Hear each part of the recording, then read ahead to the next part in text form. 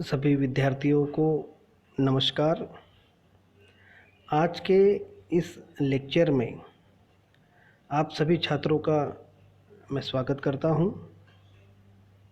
Corona महामारी के कारण हाल ही में हमारे शिक्षा मंडल और स्टेट गवर्नमेंट ने एक बड़ा निर्णय जो है वो हमारे सामने रखा है कि 12वीं के पाठ्यक्रम है उसमें कटौती की जाए। शैक्षणिक वर्ष 2020-21 के लिए किन गद्य पद्य रचनाओं को हमें सिर्फ इस वर्ष अर्थात 2020-21 के लिए नहीं पढ़ना है, उसका विवरण जो है मैं यहाँ पर प्रस्तुत करने जा रहा हूँ। आज कोरोना अर्थात कोविड-19 जो कि एक वैश्विक महामारी का प्रकोप सारे विश्व में फैला हुआ है। पिछले 4 महीने से शिक्षा संस्थान पूर्ण रूप से बंद है, अन्य कारोबार भी बंद है। आज पूरा विश्व इस प्रकोप से जूझ रहा है, संघर्ष कर रहा है। ऐसे में शिक्षा जगत भी अछूता नहीं रहा है। पर्याय के रूप में ऑनलाइन शिक्षा का विकल्प चुना गया है और महामारी से शैक्षणिक वर्ष भी प्रभावित हुआ है। इसलिए प्रशासन ने और शिक्षण मंडल ने 11वीं और 12वीं के साथ साथ कक्षा पहली से लेकर कक्षा 12वीं तक के पाठ्यक्रम में कुल मिलाकर 25% पाठ्यक्रम की कटौती की जाए। यह निर्णय जो है वो हम सभी विद्यार्थियों के लिए उन्होंने यह निर्णय लिया है। यहाँ पर हम 11वीं और 12वीं के पाठ्यक्रम के बारे में जानकारी प्राप्त करेंगे।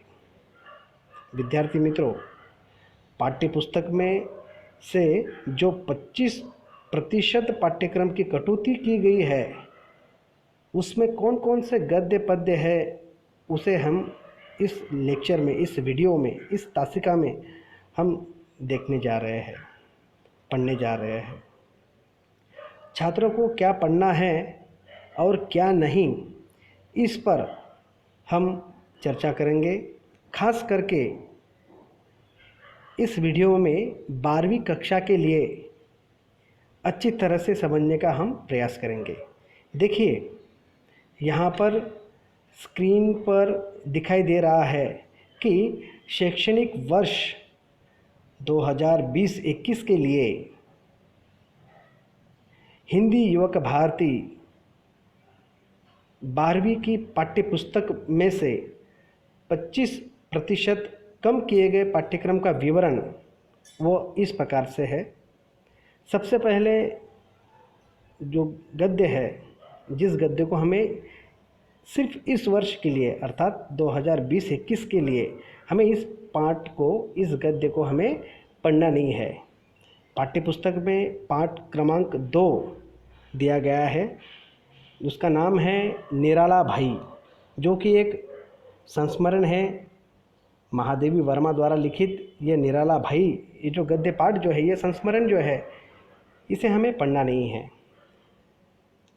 इस पाठ को पढ़ाने के लिए अधिक समय लग सकता है, इसलिए इसे हटा दिया गया है सिर्फ इस वर्ष के लिए। लेकिन इस पाठ में पृष्ठ क्रमांक 10 अर्थात पन्ना नंबर 10 जो है पर शब्द संपदा के रूप में समानार्थी शब्दों को हमें पढ़ना है।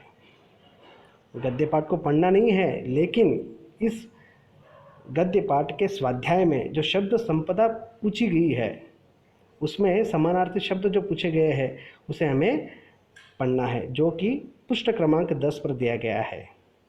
छात्रों को आग्रह है कि वह ध्यान दे कि निराला भाई पाठ के अंत में पृष्ठ क्रमांक 10 पर जो शब्द संपदा जो है उसमें जो शब्द समानार्थी शब्द दिए गए हैं उसे आपको पढ़ना है। वही पृष्ठ क्रमांक 11 पर रस दिया गया है। उसी के अगला पेज जो है, पन्ना जो है, पृष्ठ जो है वो 11 नंबर का है, उसमें रस दिया गया है जो कि व्याकरण का ही हिस्सा है, उसे भी आपको पढ़ना है। क्रमशः आपको पृष्ठ क्रमांक 10 और पृष्ठ क्रमांक 11 जो है, ये दोनों पन्ने जो है वो आपको पढ़ना है, जिसमें शब्द संपदा और रस जो है ये आपको पढ़ना है, ये अनिवार्य है। इसी के साथ साथ अगला पाठ जो है वह है पाठ क्रमांक 3, सच हम नहीं सच तुम नहीं। यह कविता है, नई कविता है, डॉक्टर जगदीश गुप्त की यह कविता है, सच हम नहीं सच तुम नहीं। इस कविता को भी हमें पढ़ना नहीं है, इस वर्ष के लिए हमें इसे पढ़ना नहीं है। लेकिन इस कविता के अंत में पृष्ठ क्रमांक 14 पर शब्द संपदा के रूप में पर्यायवाची शब्द दिए गए हैं, उसे हमें पढ़ना है। इस कविता को हमें पढ़ना नहीं है, लेकिन पृष्ठ क्रमांक 14 पर अंत में, जो कविता के अंत में जो स्वाध्याय दिया गया है, उसमें जो शब्द संपदा पूछा गया, शब्द संपदा जो है के रूप में पर्यायवाची शब्द दिए गए हैं, उस पर्यायवाची शब्दों को हमें पढ़ना है। परीक्षा की दृष्टिकोण से शब्द संपदा को पढ़ना है। उसी के साथ उसी पृष्ठ के आगे पृष्ठ क्रमांक अर्थात पन्ना क्रमांक पेज नंबर 15 पर लिंग परिवर्तन कीजिए, इसे भी परीक्षा की दृष्टि से हमें पढ़ना है। जैसे आपको शब्द संपदा में लिंग परिवर्तन करिए, वचन एक वचन से बहुवचन बनाना है, बहुवचन से एक वचन बनाना है, उपसर्ग है, प्रत्यय है, समानार्थी शब्द है, पर्यायवाची शब्द है, विलोम शब्द है, विरोधार्थी शब्द है जो है, इसे हमें शब्द संपदा में हमें पढ़ना है। इसलिए पाठ क्रमांक 3 जो है, सच हम नहीं सच तुम नहीं, यह कविता जो है इस वर्ष हमें पढ़ना नहीं है, लेकिन इससे पूछे गए शब्द संपदा जो है, पर्यायवाची शब्द जो है, उसे पढ़ना है और लिंग परिवर्तन भी हमें इसमें पढ़ना है। परीक्षा की दृष्टि से काफ़ी महत्वपूर्ण है। बोर्ड की परीक्षा में इसके ऊपर प्रश्न जो है वो पूछे जा सकते हैं, इसलिए हमें इसे पढ़ना है। काफ़ी आसान है। तो देखिए छात्रों, आगे हम बढ़ते हैं। अगला पाठ है पाठ क्रमांक 11, जिसका नाम है कोख जाया। यह अनुदित साहित्य है। इसमें इसके जो लेखक जो है, मूल लेखक श्याम दरिहरे है, अनुवादक है बैद्यनाथ झा। इनकी यह रचना है। इस रचना को, इस अनुदित साहित्य को, कोख जाया, पाठ क्रमांक 11 कोख जाया, इस पाठ को भी इस वर्ष के लिए हमें पढ़ना नहीं है। लेकिन इस पाठ के अंत में पृष्ठ क्रमांक 62 पर दिए गए शब्द संपदा के रूप में तदधित शब्द को हमें पढ़ना है। शब्द संपदा में हमें तदधित शब्द भी पूछे गए हैं और उसे भी हमें पढ़ना है। वही पृष्ठ क्रमांक 62 में शब्द संपदा के रूप में तदधित शब्द दिए गए हैं और उसी के साथ साथ अगला पन्ना जो है, अगला पृष्ठ जो है वह है पृष्ठ क्रमांक 63 पर उपसर्ग और प्रत्यय दिए गए हैं। परीक्षा की दृष्टि से यह भी काफ़ी महत्वपूर्ण है, इसे भी हमें पढ़ना है। कोख जाया, यह गद्य रचना जो है ये हमें पढ़नी नहीं है, लेकिन इसमें स्वाध्याय में पूछे गए शब्द संपदा में जो तदधित शब्द जो है और साथ साथ उपसर्ग और प्रत्यय जो दिए गए हैं उसे हमें पढ़ना है। 12वीं की बोर्ड की दृष्टि से हमें इसे पढ़ना आवश्यक है। अगला गद्य जो है, अगली रचना जो है जो हमें पढ़नी नहीं है वह है पाठ क्रमांक 12 पर लोकगीत जो है वो दिया गया है। लोकगीत, यहाँ पर 2 लोकगीत है, सुनू रे सकिया और कजरी। ये 2 लोकगीत जो है वो दिए गए थे। इस वर्ष पाठ्यक्रम में इसे नहीं रखा गया है, इसे पढ़ने की आवश्यकता नहीं है, लेकिन पृष्ठ क्रमांक 67 पर शब्द संपदा के रूप में दिए गए समानार्थी शब्द के जोड़ियाँ मिलाइए का अध्ययन हमें करना है। समानार्थी शब्द के रूप में हमें जोड़ी मिलाना है, उसका अध्ययन हमें करना है। यह कविता जो है, लोकगीत जो है, कजरी और सुनूरिय सकिया, इस लोकगीत को हमें पढ़ना नहीं है, लेकिन शब्द संपदा में जो समानार्थी शब्द पूछे गए हैं, जोड़ियाँ मिलाइए, इसे हमें पढ़ना है। ये परीक्षा में पूछी जा सकती है। वही पृष्ठ क्रमांक 68 पर शब्द समूहों को भी पढ़ना है। उसी के साथ साथ हमें शब्द समूह जो है पर्यायवाची शब्द के रूप में, इसे भी हमें पढ़ना है। पाठ क्रमांक 12 जो है लोकगीत जो है, इसे पढ़ना नहीं है, लेकिन इसके स्वाध्याय में जो शब्द समूह और शब्द संपदा जो दिए गए हैं, इसे हमें पढ़ना है। अगला पाठ है पाठ क्रमांक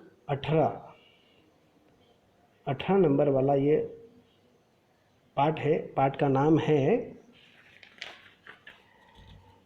नाम है प्रकाश उत्पन्न करने वाले जीव, जो एक शोधपरक लेख है।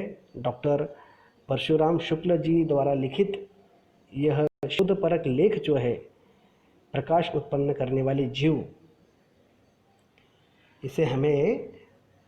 इसे पढ़ने की कोई आवश्यकता नहीं है इस वर्ष के लिए। आप सभी विद्यार्थियों को इस वर्ष क्या पढ़ना है और क्या नहीं, आप सभी ठीक तरह से इसे समझ गए होंगे कि हमें निराला भाई ये गद्य पाठ जो है, इसे नहीं पढ़ना है। सच हम नहीं सच तुम नहीं, यह कविता नहीं पढ़नी है। कोख जाया, यह रचना भी नहीं पढ़नी है। लोकगीत जो है, इस कविता का भी अध्ययन हमें नहीं करना है। प्रकाश उत्पन्न करने वाले, इसको भी नहीं पढ़ना है। तो इन रचनाओं का अध्ययन जो है वो हमें नहीं करना है, लेकिन शब्द संपदा के अंतर्गत व्याकरणिक अंगों का अध्ययन हमें करना है।